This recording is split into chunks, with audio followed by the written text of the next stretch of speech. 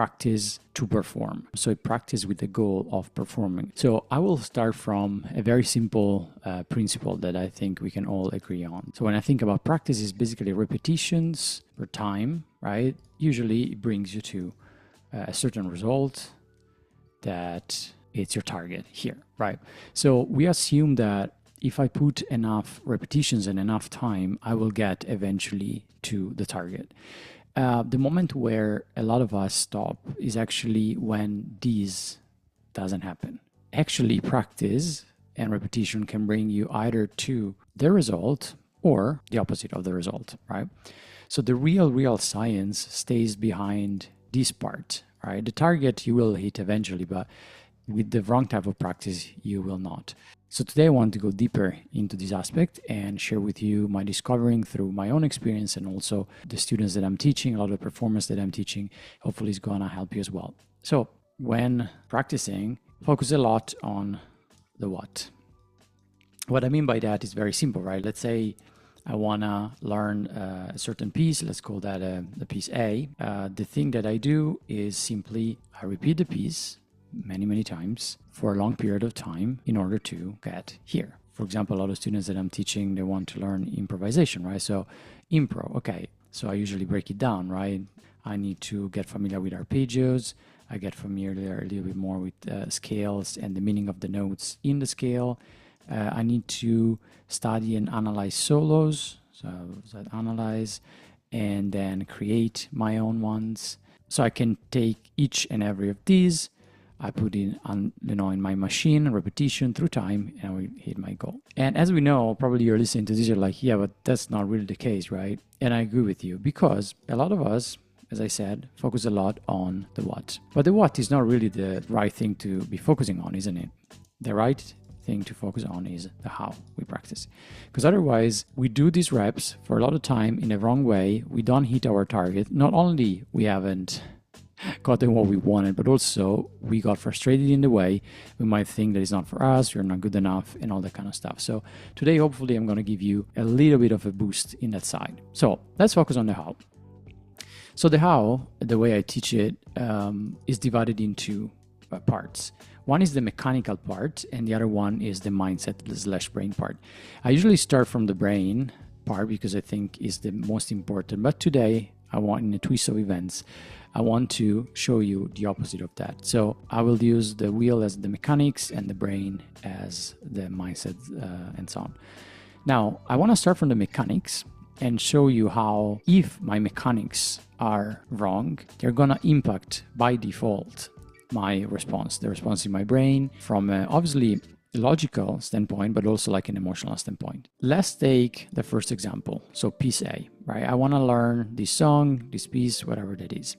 The first thing that we do when we start a piece, we look at the piece, we understand, and so on. I will oversimplify because I think it's easier for us to understand that. Let's say my piece has 10 notes, right? Or my phrase, whatever I'm studying. Usually, what we tend to do is a simple process we don't even think about. We start from the first note, we play the second, we play the third, and then we don't know the fourth yet, right? So we stop. We look at the fourth and we start again and we try to hit that, but we can't the first time. So we go ahead and we try one other time, and there you go. Okay, I've got the fourth one.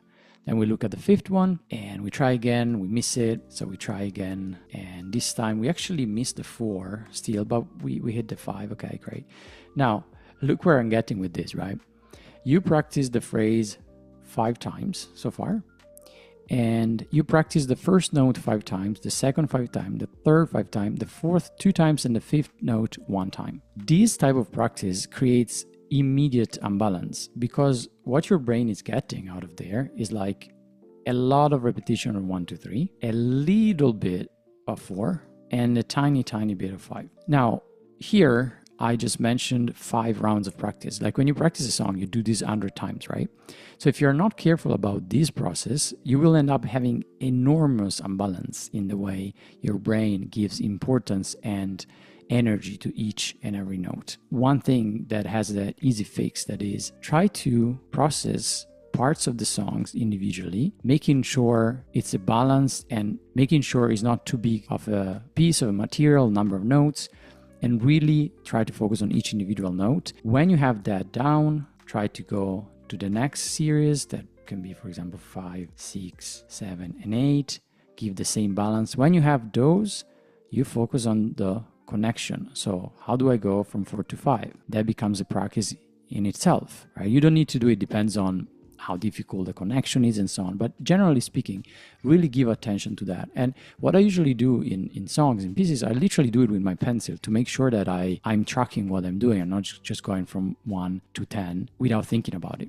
Because also consider the energy you're putting in. You're putting so much energy in these repetitions that by the time you're studying the 8, 9, 10, you don't have any energy, right? So that creates another imbalance in itself. It's very draining, very, very draining. So this is the first mechanics aspect that impacts the way you memorize things and the way you give importance to things. The second aspect that here I'm quoting one of my favorite guitar players and actually educators, because I think he's a great educator, is Adam Rogers. He's a jazz player. Go and check him out. I remember him in a masterclass talking about the fact that a lot of times when we approach a piece, we just approach it as, let me learn the notes, right? Let me just play the notes with no intention. I'm just learning the notes, then I will play. That teaches your brain another thing that is like, there's actually two ways of playing this. There's one way that is actually the one that I'm repeating the most, where I don't put much energy, I don't put much intention, much tone, I don't care too much about the rhythm, just playing the notes. Guess what? If you repeat that many, many times, that becomes your default. So there's a part of you that kind of plays music. But do you really want that part? It's not necessary, right? You can take a look at notes 1, 2, 3, 4, play those with intention. Then 5, 6, 7, 8. Play that with intention. And guess what? That practice will become very, very close to how you perform. So that's the second one. Number 3, reactive method. Now, this reactive method, what I mean by that, very complicated word to mean something that you're probably familiar with. That is, let's say I want to improvise, I study all this stuff and so on. I'm improvising on a song. And by the time where I get to the second chord of the song, I try to play a phrase, let's say this phrase, and I miss 5. Since I'm practicing, since I'm like, my intention is I'm just practicing, not a big deal. What do? I stop, I pause, I let the song go and so on. And I just freeze. I'm like, whoa, I made a mistake. I can't go possibly forward. Like I need to stop, I need to reframe, I need to stop the backing track and so on. All those reactions. That's why it's reactive method. That creates in your brain a very, very dangerous thing. Well, very dangerous. Woo, it's playing, but still, it's going to impact your performance. That is, my automatic reaction is mistake, stop, /freeze. That environment does not exist in reality. So you're practicing in an environment where when you make a mistake, everyone stops and then you can try again. That does not happen in reality. This is something that I've seen so many of my students going through. And they have always 2 reactions. And let's talk about both of them. Reaction number 1, they go into the perfectionist mode. That is, okay, if I repeat many times, I will reach the point where I don't make a mistake, so I don't need to stop. That, needless to say, this obvious to say, that's impossible, right? You will always make mistakes. Small ones, tiny ones that people don't recognize and so on, but in your mind, you will always make mistakes. So this is not a solution at all. So let's put the X on it. It's not about being perfect. That's impossible. Reaction number 2 is usually what I call the hope, or like not think about it. Like during practice, they just don't think about it. They just be like, you know what? I'm just gonna whatever, like if that happens, fine. If not, like it'll be fine, right? That's also not good because it will happen when you perform. It's normal, guys, like it happens, not a big deal. Both these ways don't bring you here. What really does bring you there is something else. That is something that I was mentioning in another video. Instead of teaching your brain to make a mistake and then stop because it's risky, you have one tool that we talk about in another video, that is visualizing. If you're familiar with the concept, you can go and watch that video. I will briefly go through it. Visualizing is the art, is the science actually, that many top performers, athletes, and so on, you can go online, YouTube, and look at it, use, and they visualize in their head their performance in details. I'm sitting on stage, there's lights, there's people talking with me and so on. I'm imagining the notes and physically almost doing them. And what do I imagine? I imagine I make a mistake. I bring myself into the state of I'm on stage, it's a concert, and I make a mistake. In that moment, in my mind, I train to reframe on the spot. What do I do when that mistake happens? I go ahead. What's the next note? and so on. Sometimes I will not make it. Even my brain will tell me, oh, wait, you need to stop. No problem. Do it again. It's like a video game. You keep doing it until your natural reaction becomes, I just go ahead. I'm not stopping. You can reframe all of that in many different ways when you're at home before the concert. Reframing means giving other meaning to what's happening. That means if I play one note wrong out of 100, in reality, I have 99 correct notes.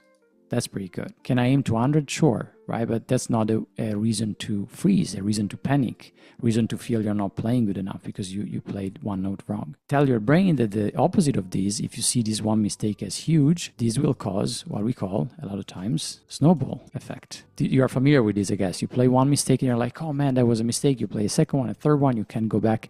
And next thing you know, you played 50 mistakes. So visualize is a great way, obviously, of reframing and bringing your brain to a different reaction, not being reactive, but just being calm and going ahead with the performance.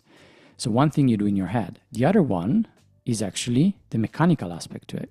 And if you're interested in this, I suggest you to read a book that is called Performance Success. That is very, very interesting. I will put the link in the description. You literally train fake performances at home. So you set up a video camera. Sounds a bit crazy, but you can put like a fake audience audience background sounds, for example. You sit down in a chair or like standing, whatever, and you just play. And when the mistake happens, at the beginning, you're going to stop, keep going. You keep trying until your natural reaction becomes, I'm performing, this is the way I do it. So again, going back, don't just think that reps through time are gonna bring you to the target, because if you just focus on the what and not on the how, you might get actually very far from your target. So we went through the what, that is not the most important part, whatever you're trying to learn. We reframe with the how. The mechanical aspect, so the way you practice is gonna impact your mindset, that is gonna impact your performance. These are the three things that I mentioned: repetitions, how to repeat things better, the intention, how to always practice with the intention of performance, and how to train your brain not to react to mistakes, but through visualizing and a different way of mechanically playing the performance, how these two things together can bring you to a different state. So I hope this was useful. It was a short but packed video. If you're interested in more stuff like this, I have a free school community, and obviously you can reach out directly to me if you're interested in any of this concept. I teach guitar, composition, and music using all of them. Thanks so much.